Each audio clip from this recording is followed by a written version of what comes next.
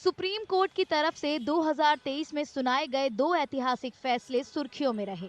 कानून के कई जानकारों ने अनुच्छेद 370 और समलैंगिक विवाह को लेकर दिए गए कोर्ट के फैसले को सराहा, तो कई ने इन फैसलों की आलोचना की। Chief justice D.Y.. चंद्रचूड़ की अध्यक्षता वाली 5 जजों की संविधान बेंच ने 11 दिसंबर को संविधान के अनुच्छेद 370 को निरस्त करने को चुनौती देने वाली याचिकाओं को सर्वसम्मति से खारिज कर दिया। सुप्रीम कोर्ट ने अनुच्छेद 370 में संशोधन करने और जम्मू कश्मीर राज्य को 2 केंद्र शासित प्रदेशों जम्मू कश्मीर और लद्दाख में बांटने के केंद्र के फैसले में कोई खामी नहीं पाई। सुप्रीम कोर्ट ने सरकार की इस दलील से सहमति जताई कि ये एक अस्थायी प्रावधान है और अनुच्छेद 370 के ज्यादातर प्रावधानों को खत्म करने से भारत में जम्मू कश्मीर का पूरी तरह एकीकरण हुआ। सुप्रीम कोर्ट ने जम्मू कश्मीर के राज्य के दर्जे पर कोई फैसला लेने से इनकार किया। कोर्ट ने सिर्फ ये कहा कि केंद्र को इसे जल्द से जल्द बहाल करना चाहिए। एक तो सबसे बड़ी बात यह है कि 5 सीनियर मोस्ट जजेज इसके जो है खंडपीठ में थे और 5 का यूनानिमस जजमेंट था कि जो भारत सरकार ने पार्लियामेंट के अंदर 370 का जो एब्रोगेशन किया वो सही किया और जो राज्य को भी जो यूनियन टेरिटरी में कन्वर्ट किया वो भी बिल्कुल सही किया। In the 370 judgment on Kashmir, in my view, the judgment is totally wrong and it betrays the promise made to the people of Kashmir by the instrument of accession, and it also fails to decide the question of converting the state into union territories. It just skirts that issue by accepting a vague assurance made by the Solicitor General. Let me admit that there are some disappointments. Large areas have been not noticed. Right, our arguments as regards internal sovereignty at 370 has been used 50 times. How can we call it an interim measure? 50 times over the years. And then once it is held that 367 is unconstitutional, that route was not available to the government, but all the same, it is upheld the decision. इसी तरह इस साल 17 अक्टूबर को समलैंगिक विवाह पर सुनाए गए सुप्रीम कोर्ट के फैसले पर विशेषज्ञों की राय बटी हुई है। संविधान बेंच ने 3-2 के मत से सुनाए फैसले में समलैंगिक विवाह या LGBTQIA+ समुदाय के नागरिक संघ की कानूनी मान्यता की मांग करने वाली याचिकाओं के एक बैच को खारिज कर दिया, जबकि चीफ जस्टिस चंद्रचूड़ के अल्पमत के फैसले ने समलैंगिक विवाह को ऐतिहासिक गलतियों को सुधारने के लिए कानूनी संरक्षण की जरूरत की वकालत की। हालांकि बहुमत के फैसले ने दूसरे तरीके से राय जताई।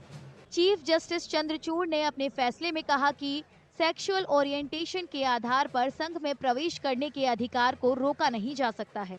हालांकि संविधान बेंच की बहुमत की राय में कहा गया है कि समलैंगिक जोड़ों को बिना किसी डर, हिंसा या जबरदस्ती के सहवास करने का अधिकार है, लेकिन गैर विषम लैंगिक जोड़ों को नागरिक संघों का अधिकार नहीं हो सकता है।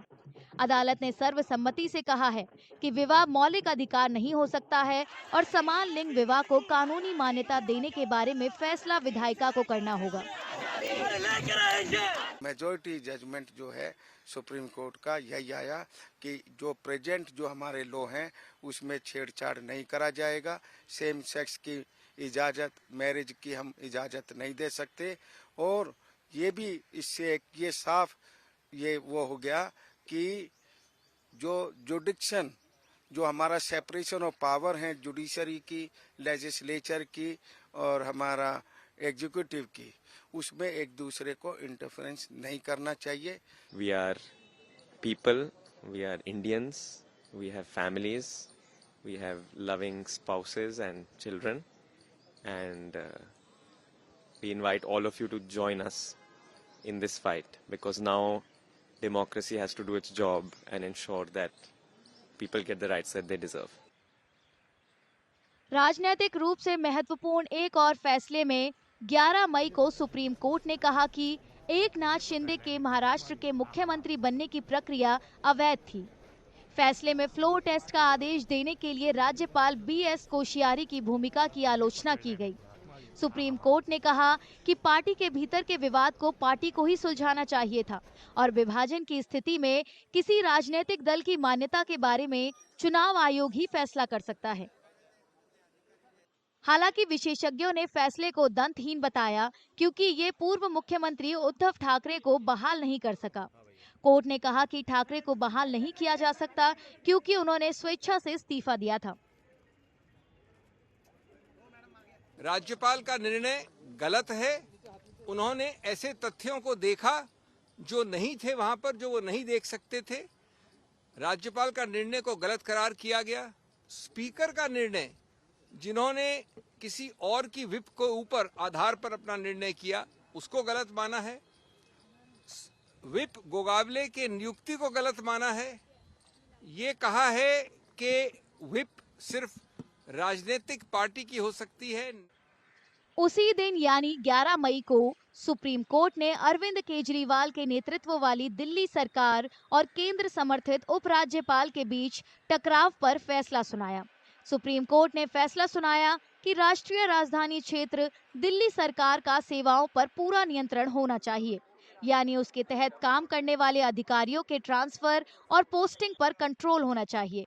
हालांकि बाद में केंद्र ने पहले एक अध्यादेश और बाद में एक अधिनियम लाकर फैसले को पलट दिया। राज्य के राज्यपाल के खिलाफ पंजाब सरकार की याचिका पर 10 नवंबर को राजनीतिक रूप से संवेदनशील एक और फैसले में सुप्रीम कोर्ट ने कहा कि राज्यपाल राज्य विधानमंडल की तरफ से पारित विधेयक पर अनिश्चित काल तक नहीं बैठ सकते। इसमें कहा गया है कि लोकतंत्र में राज्यपाल को राज्य सरकार की सहायता और सलाह पर काम करना चाहिए।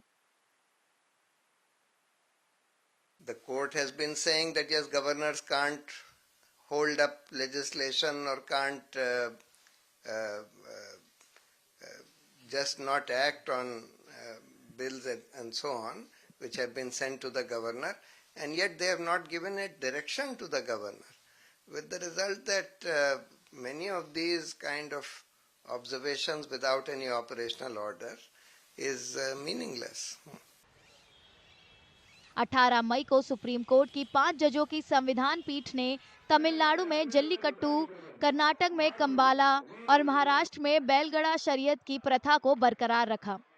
इन प्रथाओं को पहले 2014 में सुप्रीम कोर्ट ने पशु क्रूरता के आधार पर प्रतिबंधित कर दिया था।